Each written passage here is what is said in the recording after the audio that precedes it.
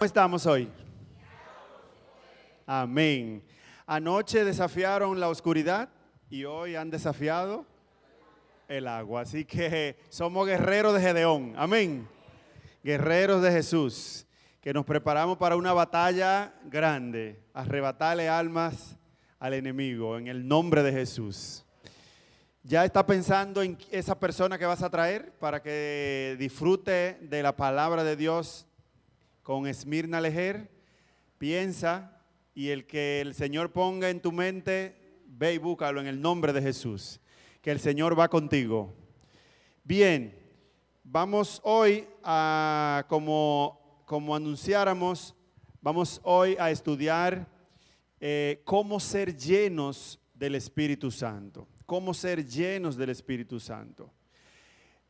Vamos a ver que hay una parte que hace Dios y una parte que tenemos que hacer nosotros, porque así es que Dios actúa. Dios pudiera solo con un chasquido de dedo hacer que las cosas pasen, pero lamentablemente Él necesita que nosotros hagamos nuestra parte. Él necesita eso. Así que vamos a estudiar llenos del Espíritu Santo. Como leyó la hermana en la lectura, no dice el apóstol Pablo en Efesios 5:18 que no nos embriaguemos con vino, en lo cual hay disolución o desenfreno. Antes bien, seamos llenos del Espíritu Santo. Es la mayor y urgente necesidad que tiene la iglesia. Y le voy a decir este pensamiento que me gustaría que no se les olvide. La iglesia sin el Espíritu Santo es un cascarón vacío. ¿Qué es la iglesia sin el Espíritu Santo? Un cascarón vacío. Y recuerden que el Espíritu Santo no mora en paredes. El Espíritu Santo mora en nuestros corazones. Así que esa es la mayor y urgente necesidad. El propósito de Dios siempre ha sido morar con su pueblo, morar con sus hijos. En el Edén, Él iba y estaba con Adán y Eva y se paseaba en el huerto con ellos. Cuando el hombre cae en pecado, entonces hay una separación y ahora Dios tiene que andar detrás de nosotros buscándonos y nosotros corriendo y Él buscándonos. Por eso al pueblo de Israel, a Moisés, Él le dijo en Éxodo 25:8 que le construyan un santuario. ¿Para qué? Para habitar con ellos. Ahora imagínese usted el Dios del cielo habitando en una tienda. Obviamente en el santuario de la tierra, que era un modelo del santuario celestial, lo que iba a estar era el nombre de Dios. Y se iba a manifestar, como vamos a ver, iba a haber una manifestación de su gloria que se llama la Santa, ¿se recuerdan? La Santa Chequina. Era solamente una manifestación de su gloria, pero Él físicamente no podía estar en un templo, en cuatro paredes, porque Dios es demasiado grande, como lo describió Salomón. Pero el objetivo de Él era estar con su pueblo y habitar con ellos. El santuario era algo así. Una tienda en medio del desierto. Eso por ahí es el desierto y aquí está la tienda. Aquí alrededor en esa parte del desierto, ¿quiénes estaban? ¿Quiénes estaban ahí? Los pecadores, vamos a decir, ¿verdad? No solo los levitas, estaban todas las tribus. Habían 3 de un lado, 3 del otro lado, 3 de este y 3 de este, 12 tribus alrededor de todo el santuario. El santuario tenía 3 espacios. Esos espacios son ese patio, todo ese patio se llamaba atrio. Ese era el atrio con 2 muebles. Vamos a verlo, vamos a irlo viendo. Dentro de la tienda de la carpa habían 2 compartimientos. Uno se llamaba el lugar santo y el otro se llamaba el lugar dividido. ¿Por qué cosa? Por una cortina o un velo. Bien. Ahora, en el atrio, que es el patio, habían dos muebles. Estaba el altar de sacrificio, obviamente donde se sacrificaban las ofrendas, las víctimas, donde se degollaban los animales para que salga la sangre y entonces la sangre viaje al lugar santo, al velo, con el pecado o con la acción pecaminosa del pecador. Eso era lo que se hacía allí, en el altar de sacrificio. Y estaba aquí una fuente que se llamaba la fuente de lavacro. Todo eso tenía un significado. ¿Qué quería Dios transmitir por medio del santuario? Quería enseñar el plan de salvación. Para él mostrar gráficamente el plan de salvación, él ideó la construcción de un santuario. Cada espacio y cada mueble, cada color, cada detalle, todo prefiguraba algo del plan de salvación. Yo pregunto, ¿quién es el gran protagonista del plan de salvación? Jesús. Por lo tanto, prácticamente en todo iba a estar ¿quién? Jesús. Así que eso estaba en el atrio, ¿Habían cuántos muebles en el atrio? Dos, el altar del sacrificio y la fuente del lavacro. Cuando entramos entonces a la carpa, nos encontramos con un salón con tres muebles. A la derecha estaba la mesa de los panes, con 2 hileras de panes, cada uno de 6 panes. Representaban las 12 tribus de Israel. Esas 2 hileras. 2 hileras porque hay 2 tronos. Primero un trono era del Padre y el Espíritu Santo, y luego cuando el Espíritu Santo viene a la tierra y sube Jesús, entonces allí estaba el trono de Dios y el trono del Hijo. A la izquierda había otro mueble llamado el candelabro, una lámpara con 7 brazos que siempre debía estar, siempre. Eso no se podía apagar nunca. Como estos panes nunca podían ponerse viejos, había que cambiarlo cada 7 días, continuamente. Al fondo, ahí pegado del velo, está el altar del incienso, que era una mesa, ¿verdad?, donde había un fuego y siempre había que echarle a ese fuego incienso para que el olor de la sangre del velo, que es olor de muerto, sea opacada. ¿Por qué? Por el olor del incienso. Todo eso tiene un significado en el plan de salvación. Avanzamos, cruzamos el velo y nos vamos a encontrar entonces con el lugar santísimo, que tenía ¿cuántos muebles? Un solo mueble llamado el arca del pacto. El arca del pacto. Ahora, dentro del arca del pacto estaba el maná, estaba la vara de Aarón y estaba la tabla de la ley. Y ese tope de oro que estaba ahí encima de la mesa se llamaba propiciatorio, que era donde se reflejaba la gloria de Dios, o la santa chequina.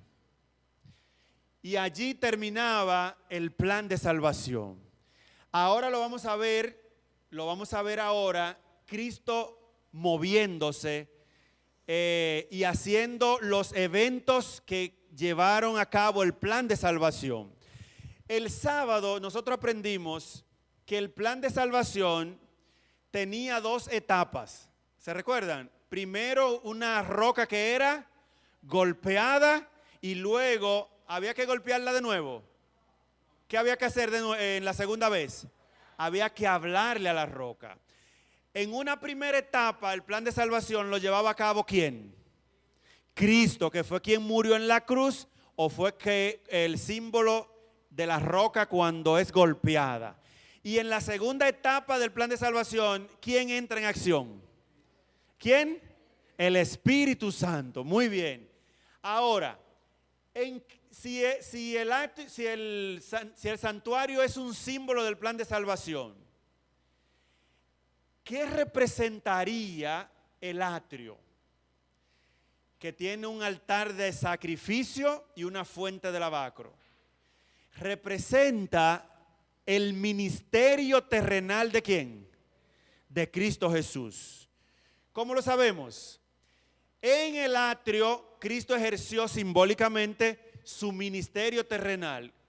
Porque en el altar del sacrificio, ¿qué se llevó a cabo allí? La crucifixión o muerte de Jesús. Allí la roca fue golpeada para que todo aquel que en él crea no se pierda, sino que tenga vida eterna. Ahora, en la fuente del lavacro, Cristo llevó a cabo dos eventos. Primero el bautismo y luego la resurrección. ¿Cuáles eventos? El bautismo y la resurrección. Y allí termina el ministerio de Jesús en la tierra. Con esos tres grandes eventos. Claro, ahí también están los milagros, las parábolas, todo lo que Jesús hizo. Pero básicamente todo era para terminar en un sacrificio y en una resurrección. Y allí estaba la primera parte del plan de salvación. ¿Qué parte seguía entonces? ¿Quién iba a entrar en acción ahora? El Espíritu Santo. Dice la Biblia que cuando Cristo fuera glorificado, entonces brotarían de él aguas a raudales y el que la tome se convertiría en fuente de agua viva. ¿Cómo ocurre eso? Eso ocurre en el lugar santo. En el lugar santo, el Espíritu Santo, que es quien trabaja allí, en combinación con Cristo en el cielo, porque Apocalipsis, como lo vamos a ver en uno de los temas, Apocalipsis presenta a Cristo en el lugar santo, moviéndose en los candelabros y dándole un mensaje a las iglesias. Pero el que lleve ese mensaje a las iglesias no es Jesús, sino ¿quién? El Espíritu Santo. Por eso dice en Apocalipsis, el que tiene oído, oiga lo que el Espíritu dice a las iglesias.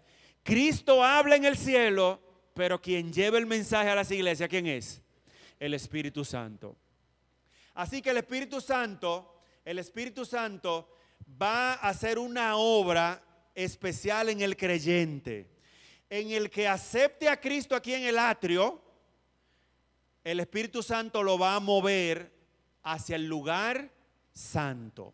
Y en el lugar santo, el Espíritu Santo va a trabajar en la vida del creyente, formando en él hábitos. ¿Qué cosa quiere el Espíritu Santo formar? Hábitos. ¿Qué es un hábito? Algo que se convierte en costumbre o hasta en ley. ¿Alguien tiene algún hábito aquí que se pueda decir? Por ejemplo, yo tengo el hábito ya formado de correr bicicleta casi todos los días. ¿Qué pasa el día que no corro bicicleta? Me siento como que le fallé a mi cuerpo. Me siento como que ese día algo me faltó. ¿Alguien tiene un hábito así aquí? ¿Tiene hábitos? Muy bien. Hábitos. El Espíritu Santo quiere formar en nosotros hábitos espirituales. ¿Qué quiere formar? Dígame, hermana Ana.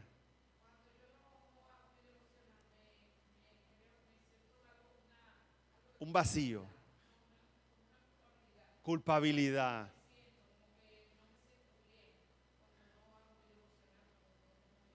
Gloria a Dios, porque eso es lo que el Espíritu Santo quiere lograr.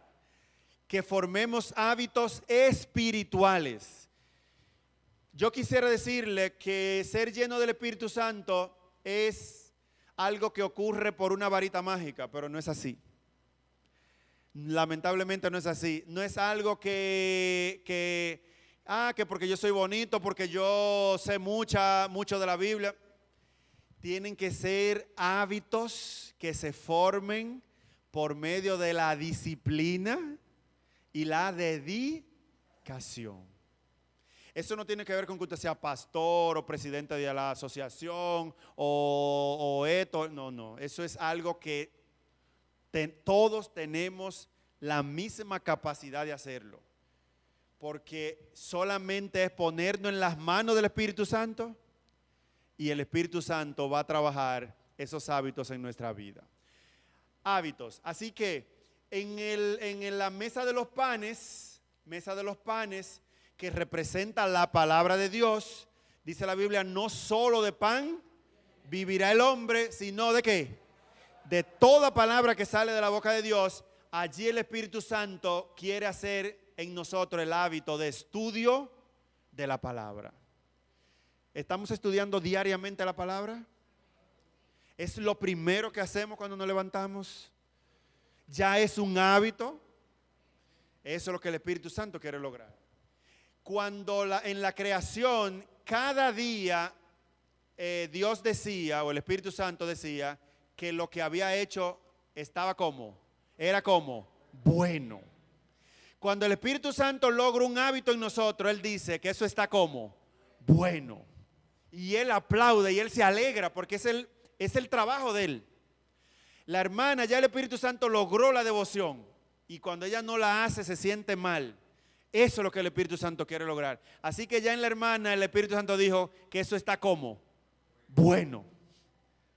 Cuando ya se cierre el tiempo de gracia, entonces cuando él mire la vida de Gregorio, él va a decir que lo que él logró en Gregorio es como bueno en gran manera.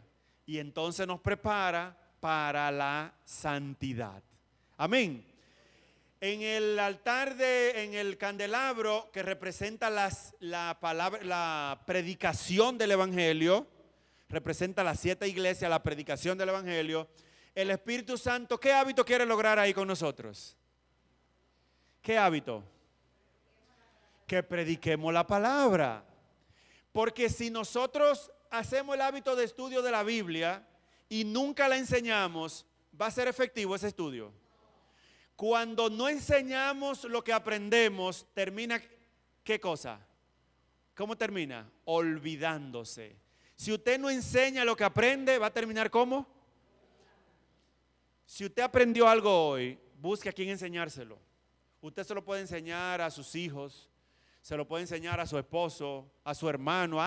Debe haber alguien que le preste atención a usted si usted dice, tengo algo que enseñarte. Y eso es lo que el Espíritu Santo quiere. Si hacemos ese hábito, primero de estudiar la palabra, luego de enseñársela a otro, entonces afianzamos ese conocimiento en nosotros y vamos a crear el hábito. Y en el fondo, en el altar del incienso, el Espíritu Santo quiere crear ¿qué hábito allí? Porque el altar del incienso significa la oración, la intercesión de Cristo. Por lo tanto, allí el Espíritu Santo quiere crear el hábito en nosotros de la oración. Fíjense que en el lugar santo todo es continuo, nada se puede parar. Las lámparas no pueden apagarse, los panes no pueden volverse mojosos y no se puede acabar el incienso de aquí, del altar del incienso. Eso significa que debe ser algo como continuo. Por eso hablo de que el Espíritu Santo trata de formar en nosotros ¿qué cosa? Hábitos. ¿Quisieran ustedes que el Espíritu Santo logre esos hábitos en ustedes? Gloria a Dios, gloria a Dios. Ahora, cuando el Espíritu Santo logra eso en nosotros, es con el objetivo de introducirnos ¿dónde? En el lugar santísimo, donde no podemos entrar como pecadores, porque allí se revela, allí está la presencia de Dios.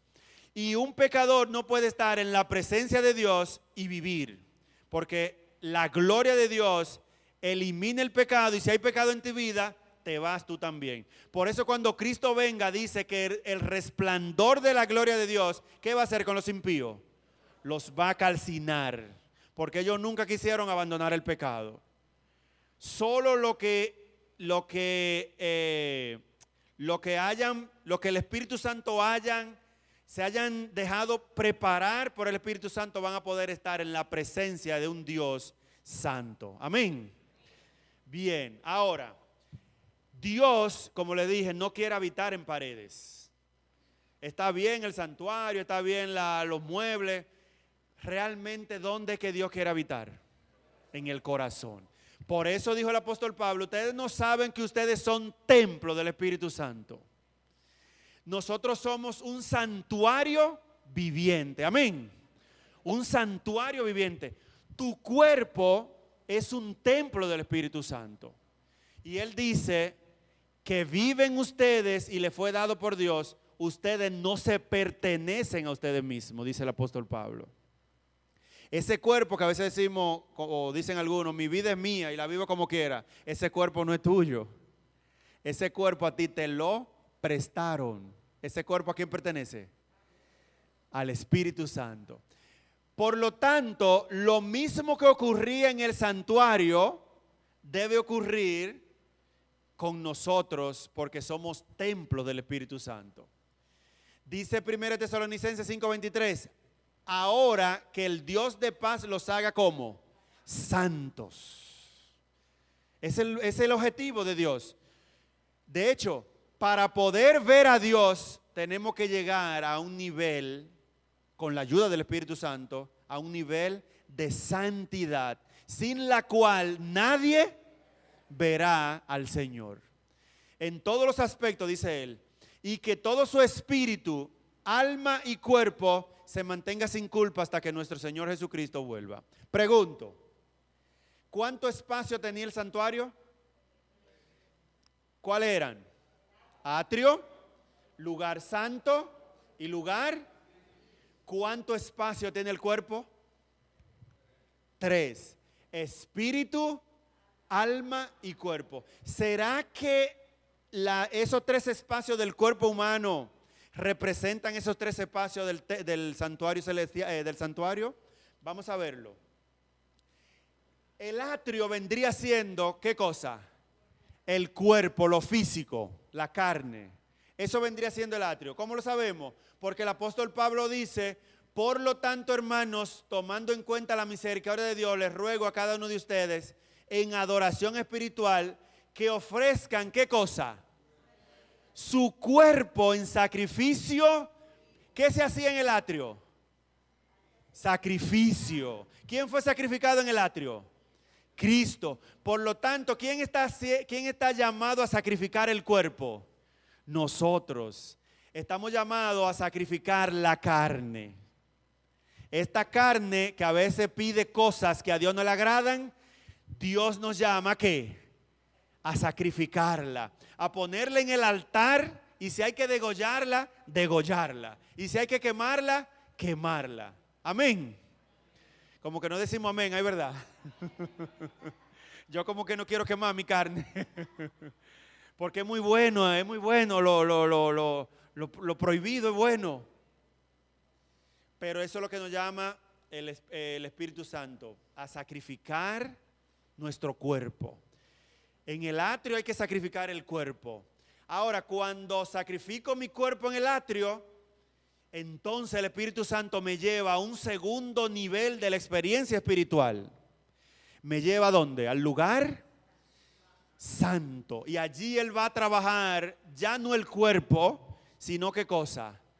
El interior. Va a trabajar mis sentimientos y mis emociones. Los seres humanos son una caja de emociones. Ustedes conocen algunas de las emociones básicas, ¿verdad? De las emociones básicas tenemos ¿cuáles? La ira, tenemos la alegría. ¿Qué más tenemos de las básicas? El odio es básico también. El amor, el dolor, son emociones que hay que aprender a controlar. ¿Hay que aprender a qué? A controlarla. ¿Y quién nos ayuda a controlarla? El Espíritu Santo, porque Él está trabajando dentro de nosotros. De hecho, muchos de nosotros somos medio iracundos. Y el Espíritu Santo tiene que decirnos, cálmate, cálmate, cálmate. Y tenemos que aprender a mordernos la lengua. A veces queremos actuar con rapidez al hablar y el Espíritu Santo, cállate. Y ahí va trabajando el Espíritu Santo esa lucha con nosotros para que aprendamos a manejar nuestras emociones. Cuando el Espíritu Santo logra controlar una de nuestras emociones, ¿cómo dice? Que eso es bueno, que eso es bueno. Cuando logra controlar todas nuestras emociones, entonces va a decir que eso fue bueno en gran manera. ¿Le gustaría a usted, hay alguna emoción que usted siente que el Espíritu Santo tiene que trabajar en su vida? ¿Hay alguna? ¿O todos están ya bajo control? Entonces vamos a pedirle al Espíritu Santo que trabaje esas emociones. Y Él las va a trabajar sencillamente. Le agradezco a mi hermana, porque mi esposa me puso un pañuelo, pero a mí se me olvidó cogerlo. Muchas gracias. Muchísimas gracias. Eso Él lo va a lograr con los hábitos espirituales. No es verdad que si usted tiene el hábito de hacer su devoción cada mañana, no es verdad que aunque pueda que pase, porque esto es una lucha. Esto es una lucha. Esto no es un asunto de que mañana ya se resolvió eso. Esto como es una lucha. Es un camino que uno emprende, que empieza cuando bajamos a las aguas bautismales. Allí comienza el camino. Y es posible que algunos en un aspecto vayamos un chin más adelantado que otro, pero es posible que lo que para mí es fácil, para ti es difícil, y lo que para ti es fácil, para mí es difícil, porque es una lucha. Y por eso ninguno de nosotros debe criticar a ninguno, porque cada uno tiene su lucha particular. Amén. Cada uno tiene su lucha particular. El Espíritu Santo trabaja con cada uno individualmente, con cada uno. No me toca a mí juzgar a nadie. Si todavía hay hermanos que se iran con facilidad, a mí no me toca juzgar. Mira dice que es cristiano, no me toca. Porque es posible que en otra cosa más sencilla yo falle. Entonces, esto es un camino. Él va a lograr eso por medio de los hábitos espirituales, el estudio de la palabra, la oración y la testificación. Luego están otros hábitos como el venir a la iglesia, como congregarnos, como ayudar a otros. Son muchas cosas que el Espíritu Santo va a trabajar en nuestra vida. Amén. El guardar los mandamientos. Así que Él trabaja desde el interior, en el lugar santo de mi cuerpo, de mi templo. Él trabaja las emociones. Y el objetivo de Él es prepararme para yo poder estar en la presencia de un Dios santo. Para yo poder ver,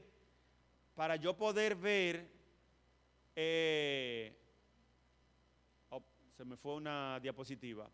Para yo poder ver a Dios, la manifestación gloriosa, Él tiene que preparar mi ser. Por eso dispóngase para actuar con inteligencia, tengan dominio propio, pongan su esperanza completamente en la gracia que se les dará cuando se revele Jesucristo. Como hijos obedientes, no se amolden a los malos deseos que tenían antes cuando vivían en la ignorancia. Ustedes notan que allí hay cosas que yo tengo que hacer, que no es solo la obra del Espíritu Santo. Dice que pongan su esperanza, que sean hijos obedientes, que se amolden a los malos, que no se amolden a los malos deseos que tenían antes. Más bien sean ustedes santos en todo lo que hagan, como también es santo quien los llamó. Pues está escrito, sean santos porque yo soy santo. Y entonces el Espíritu Santo me prepara para yo estar en la presencia de un Dios santo y ver a Dios. Así que el Espíritu Santo, el objetivo es prepararme para cuando Cristo venga, me tome y me lleve consigo al reino de los cielos. ¿Cómo Cristo va a saber a quién tomar cuando Él venga? Porque Él dice, os tomaré a mí mismo, para que donde yo estoy, ustedes también estén. Porque sencillamente, todos nosotros tendremos que pasar por una prueba de fuego.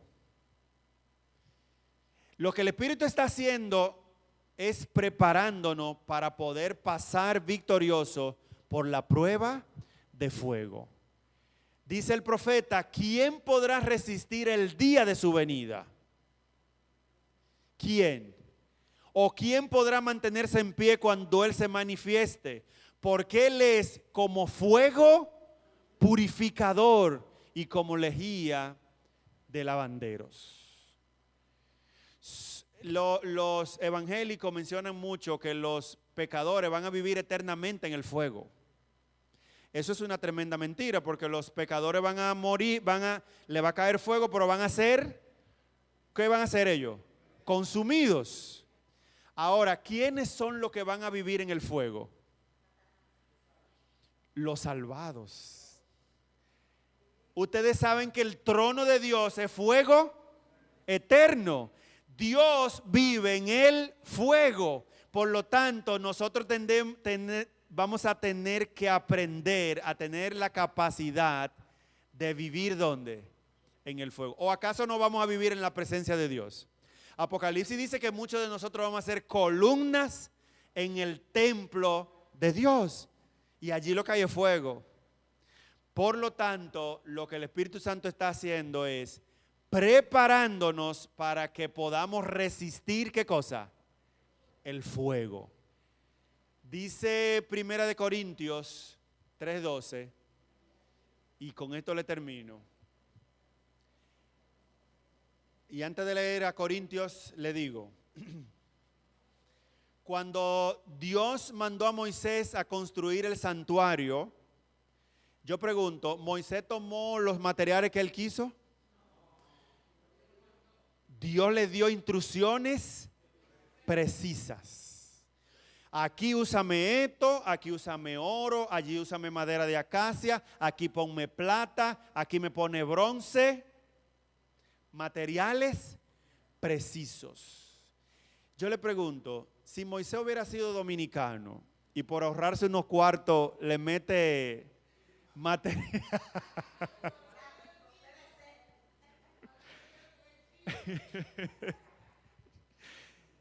¿Ustedes saben cómo fue que Dios probó que el santuario quedó bien hecho? ¿Con qué lo probó? Con su gloria. ¿Y su gloria qué es? Fuego. Dice que cuando Dios vino a probar el templo de Salomón, dice que hubo, cuando se manifestó la gloria de Dios, hubo un humo, ¿verdad? Se llenó de humo porque había fuego allí. Ahora, ¿será que Dios nos mandó a nosotros a construir un templo para Él? Que es nuestro cuerpo, ¿sí? Y nos dio especificaciones de qué materiales usar. Miren, el cuerpo humano, tanto interior como exterior, se alimenta de los sentidos. Los sentidos son las 5 avenidas del alma. Por la boca alimentamos el cuerpo físico, pero por la mente alimentamos el cuerpo, la parte intelectual. Si usted se pasa la vida consumiendo porquería, consumiendo alimentos que no debe consumir, ¿qué va a pasar con su cuerpo físico? Se va a enfermar y se va a deteriorar. ¿Qué pasa si usted se pasa la vida entrándole al cerebro basura? Va a formar un carácter lleno de ¿qué? O con un fundamento de basura. Entonces, lo que le voy a leer ahora es que así como Dios probó la obra del santuario con fuego, tu templo va a ser probado un día ¿con qué? Con fuego. Y si por ahorrarte unos cuartos te pusiste a ponerle materiales baratos, ¿qué va a pasar con tu templo? Se va a chicharrar. Solo el que prestó atención y dejó que el Espíritu Santo ponga los materiales adecuados es que va a poder estar resistente ¿a qué? Al fuego. Dice el apóstol Pablo, el que edifique sobre este fundamento, sobre el fundamento de Cristo, Cristo es el fundamento, el que edifique sobre este fundamento podrá usar una variedad de materiales. ¿Qué puede usar? Puede usar oro, plata, piedras preciosas o joyas, madera, pero también, si quiere, ¿qué puede usar? Heno o paja. Usted es libre. Dios le dijo a Moisés lo que debía usar, pero Dios no estaba allí mirando. No, te dije que eso no. Ya Dios te dio las instrucciones. Ya está de ti lo que tú quieras usar. Dios nos dio las instrucciones, qué comer, qué ver, qué oír, qué oler, qué tocar. Dios nos dio las instrucciones, pero Dios no está allí como un amé, mirándonos siempre, ¿qué es lo que vamos a hacer? Porque un día Él va a probar. Dice, la obra de cada uno será evidente, pues el día la dejará manifiesta, porque por el fuego será ¿qué? Revelada. Y la obra de cada uno, sea cual sea, el fuego la probará. ¿Cómo vamos a manifestar si estamos llenos del Espíritu Santo? Cuando enfrentemos la prueba de fuego. Un ser humano lleno del Espíritu Santo podrá pasar la prueba de fuego en el nombre de Jesús. Zacarías dice 13:8, y acontecerá en toda la tierra, dice el Señor, que las dos partes serán exterminadas en ella y se perderán, pero una tercera parte quedará viva en ella. Y miren lo que va a hacer con esa tercera parte, que somos nosotros. Y meteré aquel tercio, ¿dónde? En el fuego. La crisis que viene es el fuego de prueba que vamos a pasar. Ya sentimos ráfaga de ese fuego en nuestra vida diaria. Pero el Espíritu Santo nos está preparando para pasarnos por el fuego. Los fundiré como se funde la plata y los probaré como se prueba el oro. Ellos invocarán mi nombre y yo lo escucharé. Yo diré, pueblo mío, con mucha satisfacción. ¿Y nosotros qué vamos a decir? ¿Cuánto quieren decir el Señor es mi Dios? Alabado sea el nombre de Dios. Viene un día grande, dice la palabra de Dios. Un día grande, que va a ser triste para los que no se prepararon, pero que va a ser un día alegre para todo aquel que esté lleno del Espíritu Santo y que abra sus brazos y diga, he aquí nuestro Dios, le hemos esperado y Él nos salvará. Alabado sea el nombre de Dios. Que el Señor nos bendiga y nos ayude a entregarle nuestro ser entero. No hay nada que valga la pena por la cual nos neguemos darle nuestro ser a Dios. Porque Dios quiere hacer cosas grandes con nosotros. Pero Él necesita limpiarnos y necesita hacer una morada en nuestro interior. Vamos a estar de pie, vamos a pedirle que eso sea una realidad. Amante Padre Celestial, muchas gracias, Señor, porque hay muchas probabilidades, muchas posibilidades. Es una realidad que el Espíritu Santo pueda morar en nosotros. Gracias porque nos regalaste un cuerpo en el que espera que construyamos un templo viviente para ti. Un cuerpo que sea dedicado enteramente a tu servicio. Permítenos, Señor, que eso sea una realidad en nuestra vida. Queremos entregarte nuestro cuerpo físico, pero también queremos entregarte nuestro interior, nuestras emociones, nuestros sentimientos, nuestra mente, nuestra voluntad. Todo es tuyo, Señor. Tómalo y haz con él según tu propósito. Permítenos que podamos ser instrumentos tuyos en tus manos y que tú cumpla el propósito por el cual nos trajiste a este mundo. Permítenos, Señor, pensar seriamente en esto. Permítenos que podamos identificar a quienes tú quieres que traigamos en la semana de conferencia para que también ellos aprendan y puedan salvarse. Oh Señor, hay vecinos, hay familiares, hay amigos que se van a perder si no vamos tras de ellos. Permítenos que en esta semana ellos puedan confrontarse contigo, conocerte y que su nombre sean inscritos en el libro de la vida. Danos tu compañía en el resto de esta noche, en el resto de nuestra vida, en el nombre de Jesús. Amén y amén. Que Dios te bendiga y te guarde.